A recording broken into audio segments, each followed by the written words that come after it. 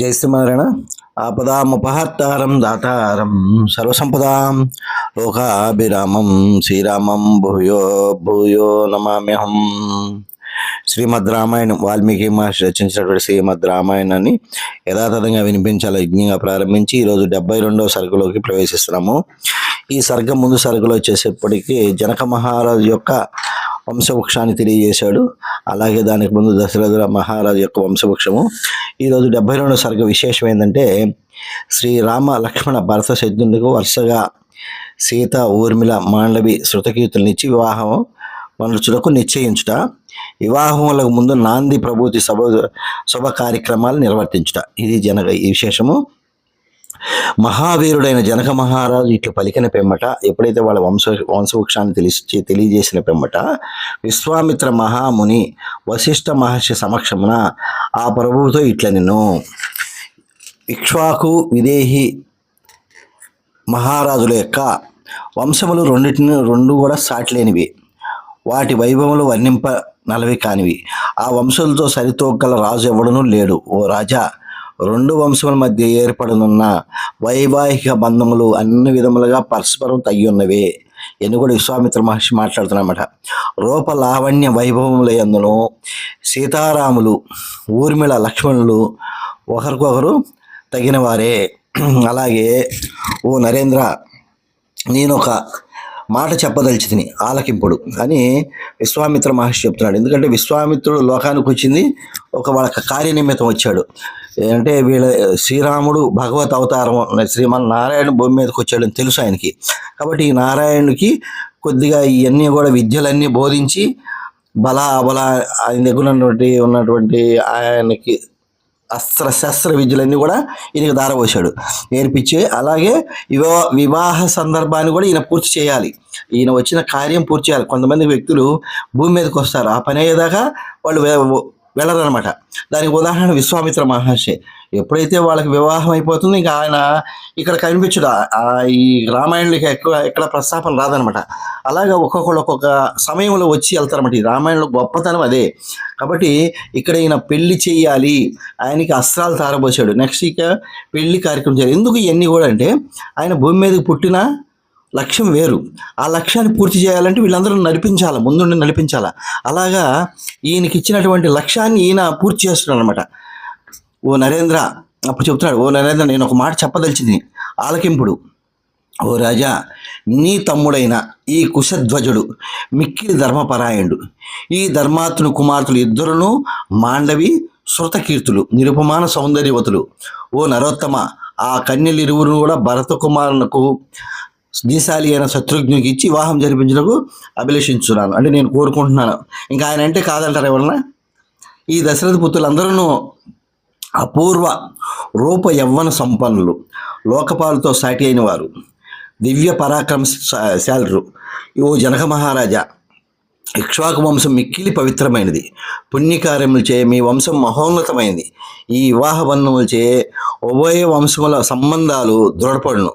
వశిష్ఠుని సమ్మతితో కూడిన విశ్వామిత్రుని మాటలు వినిన వెమ్మట జనకుడు అంజలి ఘటించిన వాడై ఆ ఇరువురు మునీశ్వరులతో ఇట్లు మాట్లాడారట. ఓ మునీశ్వరులారా, ఇక్ష్వాకు వంశంతో మా వంశంలో వివాహ సంబంధాలు బాంధవ్యాలు ఏర్పడ్డ ఎంతైనా యుక్తమని మీరు ఉభయులు స్వయంగా ఆజ్ఞాపించి ఉన్నారు. అందువలన మా విదేహ వంశము ధన్యమైనట్లు మేము తలస్తున్నాము. అట్లే కానివ్వండి, మీకు పుణ్యమును. కుశధ్వజుని యొక్క ఇరువురు కుమార్తెలు మాండవి శృతకీర్తులు భరత శత్రుఘ్నులకు పత్నులవుదురుగాక అని చెప్పారన్నమాట. ఓ మహాముని, పరాక్రమశాలైన ఈ నలుగురు రాజకుమారులను, ఈ నలుగురు రాకుమార్తెలను ఒకే దినమున పరిణయమాడుదురుగాక. ఓ బ్రహ్మర్షి, నేడు ముఖ నక్షత్రము, రేపు పూర్వ ఫాల్గుని పుబ్బా నక్షత్రము, ఎల్లుండి ఉత్తర ఫాల్గుని నక్షత్రము, ఉత్తర సంతాన ప్రదాడైన భగ ప్రజాపతి ఉత్తర నక్షత్రం ఉన్నప్పుడు వివాహం జరుపుట ప్రశస్తము, అంటే చాలా మంచిదని పండితులు పేర్కొన్నారు. ఇట్లు మృదు మధురంగా పలికి జనక మహారాజు వినమ్రుడై దోషులకి ఆ మునివరులతో మరలా ఇట్లు నిలివెను. నాకు కన్యాదాన ఫలము లభించుట అనువుగా మహోపకారం అనర్చితిరి. ఎల్లప్పుడూ నేను మీ అంతేవాసిని, అంటే మీ శిష్యులను, ఓ మునీశ్వరులారా, ఈ ఉన్నతాసనములను అలంకరింపుడు, అంటే ఉన్నతాసనం కూర్చోండి అని చెప్తున్నాడు. మీరు మా మిథిలానగరున్న దశరథుని అయోధ్యుని వలె భావింపుడు.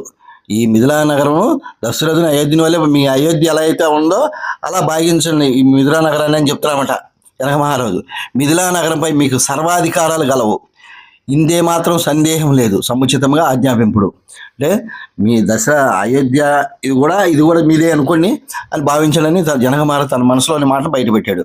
విదేహ ప్రభు అయిన జనకుడు ఇట్లు వచింపగా రఘువంశ ప్రభువు అయిన దశరథుడు మిక్కిలి సంతుష్టుడై ఆయనతో ఇట్లు అన్నాడంట.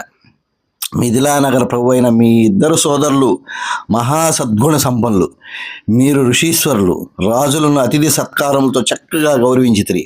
అంటే ఇద్దరంటే ఎవరు? జనక మహారాజు, ఆయన తమ్ముడు కుశధ్వజుడు. మీకు పెక్కు శుభములు కలుగును. నేను మా విడిదికి చేరేదను, నేను మా మా స్థానానికి చేరతాను. నాంది దేవత ఆహ్వానం మొదలగు వివాహ ప్రారంభ శుభకార్యాలు నిర్వర్తించదును. అంతటా వాసిగాంచిన దశరథ మహారాజు జనక మహారాజును వీడుకొని వశిష్ఠ విశ్వామిత్ర మహర్షితో కూడి తన విడిదికి వెళ్ళెను. దశరథుడు తన నివాసమునకు చేరి విధి విధానంగా నాంది కార్యక్రమాలను ఆచరించెను. ప్రాతకాలమున లేచి సకాలంలో గోదాన పూర్వక సమావర్తన కార్యక్రమాలను నిర్వర్తించెను. ఆ సందర్భంలో పురస్కరించుకొని దశరథుడు తనకు ఒక్కొక్క కుమారుని పేరుతో 1,00,000 గోవులను ధర్మం అనుసరించి బ్రాహ్మణోత్తములకు దానం చేసెను. పుత్ర ప్రేమ గలవాడును నరేంద్రుడైన దశరథుడు బంగారు కొమ్ములు గలవియు, సమృద్ధిగా పాలు ఇచ్చినవియు, దూడలు గలవియు అగు 4,00,000 గోవులను పాలను పితుకుటకు ఉపయోగపడు కంచు పాత్రలను, ఇంకను పుష్కలంగా ధనమును, ఇతర వస్తువులను పుత్రుల సమవర్తన స్నాతక కార్య సమయమున బ్రాహ్మణులకు దానం చేసెను. గోదానములొనర్చి పుత్రులతో కూడిన వాడై దశరథుడు లోకపాలులతో కూడి ప్రసన్న చిత్తుడై ఉన్న ప్రజాపతి వల్లే విలసిల్లుచుండెను. ఈ యొక్క ఈ యొక్క 72 సర్గలో 25 శ్లోకాలతో వాల్మీకి మహర్షి గారు ఈ యొక్క సర్గను పూర్తి చేశారు. ఇత్యార్షే శ్రీమద్ రామాయణే వాల్మీకి ఆది కావ్యే బాలకాండే 27 సర్గ. జై శ్రీమన్నారాయణ.